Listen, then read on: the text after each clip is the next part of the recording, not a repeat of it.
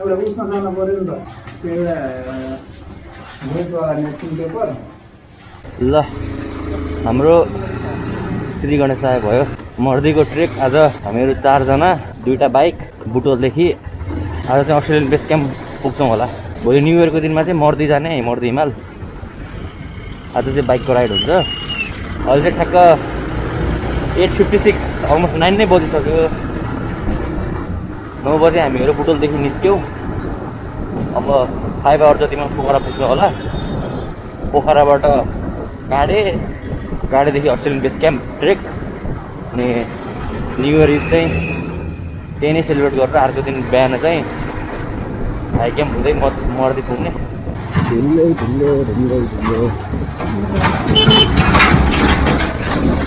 केही देखिराखेन कि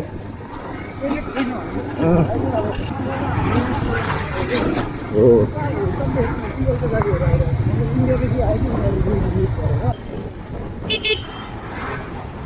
खस्यो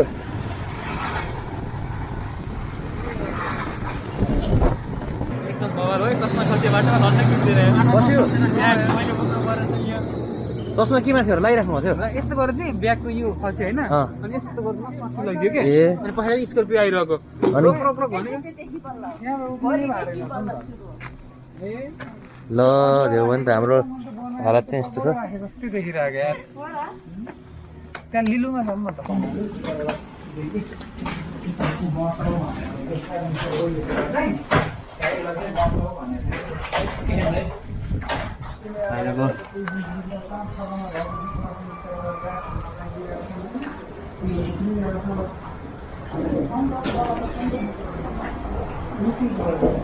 पश्चिम भन्दा पुगिसक्यौँ। यहाँदेखि चाहिँ 2टा बाटो छ होइन। लेफ्ट लियो भने चाहिँ तानसेन हुँदै गुल्मीहरू खाँचीको लागि। हामीहरू अहिले गइरहेको चाहिँ राइट हो पोखरा।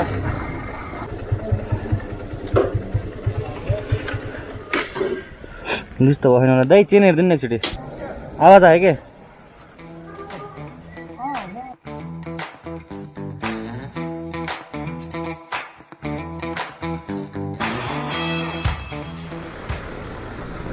पोखरा 0 किलोमिटर। मेरो पोखराबाट अगाडि पुगिसकेको छु।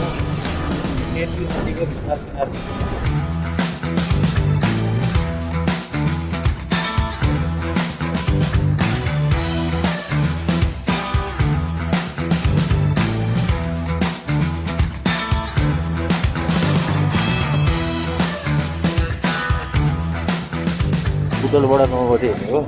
यहाँ चाहिँ 3:26 भइरहेको छ। काँडै पुग्नलाई कहाँ देखाएको छ? A way to Australian base camp यहाँ छ। ल हामीहरू चाहिँ काँडेबाट अब अस्ट्रेलियन बेस क्याम्पतिर गइरहेछौँ। भिडियो त्यसरी नै गर्नु पऱ्यो, बोल्दै जानु पऱ्यो, भ्लग गर्नु पऱ्यो, राख्नु पऱ्यो है। दिउँ न त केही दिउँ न त। हामीलाई तिमीले मलाई गर, म पनि पहिला सुमनको इन्टरभ्यू लिनु पर्ने के पहिलो ट्रेक के छ कस्तो देखा त? बल्ल सुरुवात हुँदैछ, कस्तो हुँदैछ, जाँदा एक्सपेक्टेसन के छ त? बाबाले होला जस्तो लागिरहेको छ मलाई। अनि इनकेस ऊ नलागोस् मलाई। एउटै कुराको डर छ तर मौसम गर्मी छ। कपाल पालेर सेम पुरा फोटोग्राफर जस्तै देखिनु भएको छ। के हो ए? मान्छे कति बजी हिँड्थ्यो हेरौँ है। ल 4:20 मिनट कसको मान्छे हो नि कन्फ्युजर हिँड्ने छ भने कि 1 मिनट पनि हामीलाई यहाँ उठ के गिन्ती छ। एक स्टेप किम्ती भन्छ, गिन्ती होइन कि किम्ती हो। हल्का होइन भर्खर नेपाल आएको गाह्रो हुन्छ नि त। Canada okay.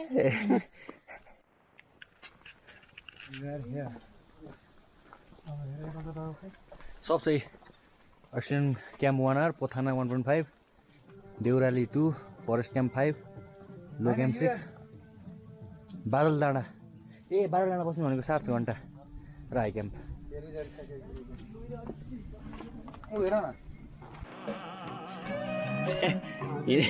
हिँडेको 10 मिनट भयो।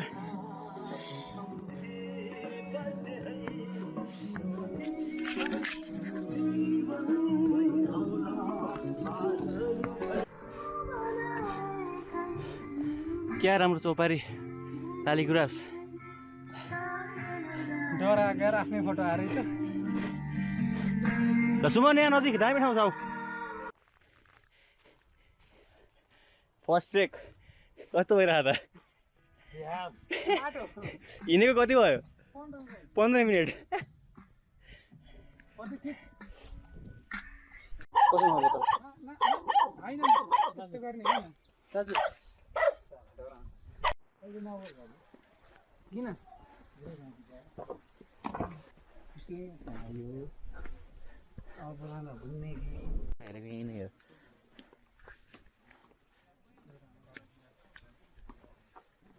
एउटा मात्रै पोइन्ट छ चार्ज गर्ने अब आफ्नो त चार्ज त फोन गर्नु ठिक छ ठिक छ पाली पालो गरौँ रातभरि गर्ने त हो ल बोला बजाउँ त यो काम गर्छ होला खै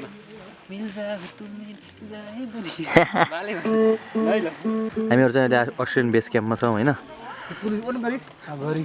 मौसम चाहिँ एकदम फगी छ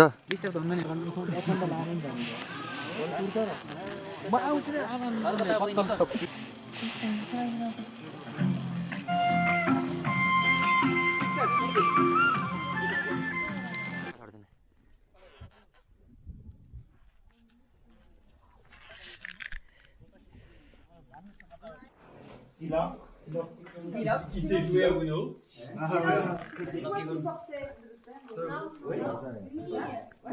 लास्ट लिएर आउँदो रहेछ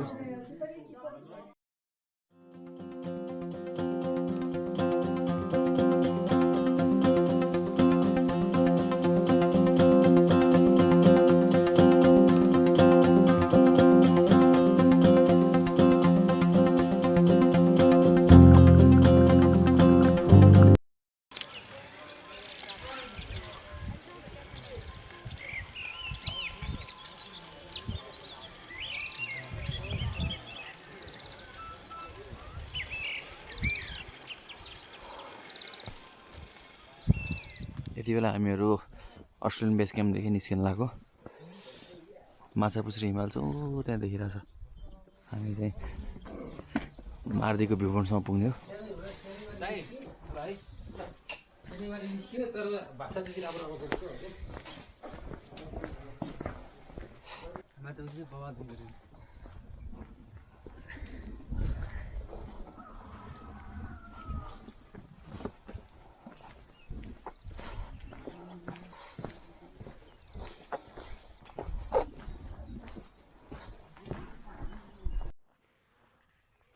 टोलका अझै 1 घन्टा 45 मिनट बाँकी रहेछ ल त्यो चाहिँ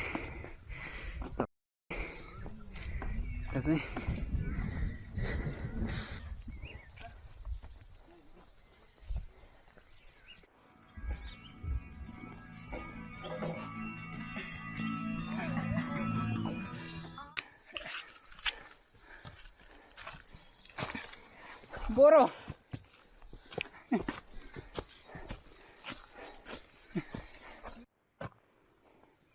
क्यूट हो यार हेलो केही छैन मसित कति मोटे हो यार आऊ भोटे हो क्या मोटे लाजो आऊ हेर त कति खुसी पनि नआउ न तिमी यार आउनु मिल्ने काम त होइन कि त्यसो भए त एकछिन रोक्नुहोस् एकचोटि कोक हानौँ एक घुट सब एकदम थकित सुमन भाइ चलो सही थाकिहान भिडियो गर्दा यो चाहिँ हाम्रो प्रवेश सर के छ सर एकदम मजा आइरहेको मजा आइरहेको नि ठिक छ थाक्नु थाके होइन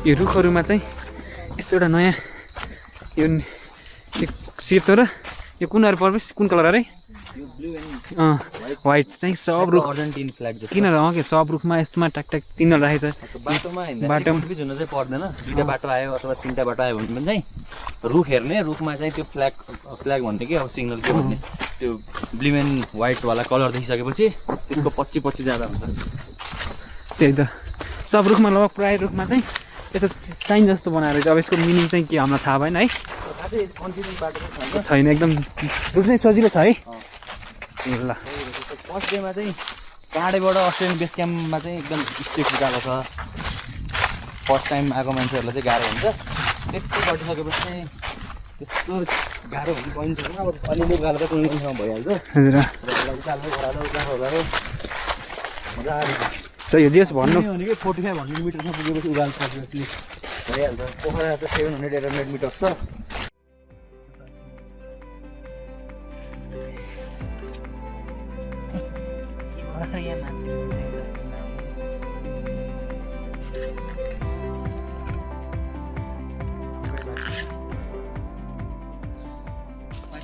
ए opening yes my opening is very के भन्छ खुट्टा दुखिङ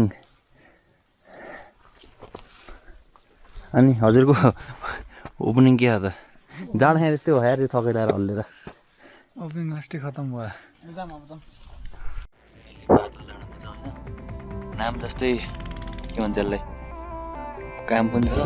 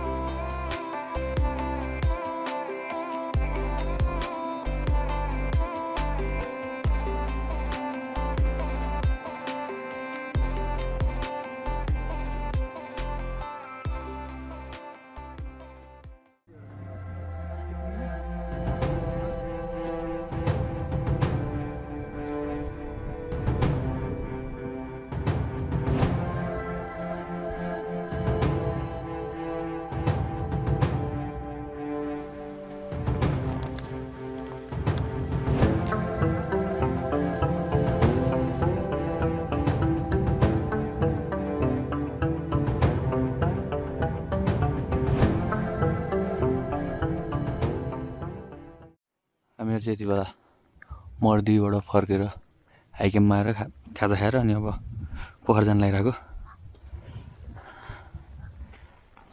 मौसम चाहिँ अहिले एकदम बादल लागिरहेको छ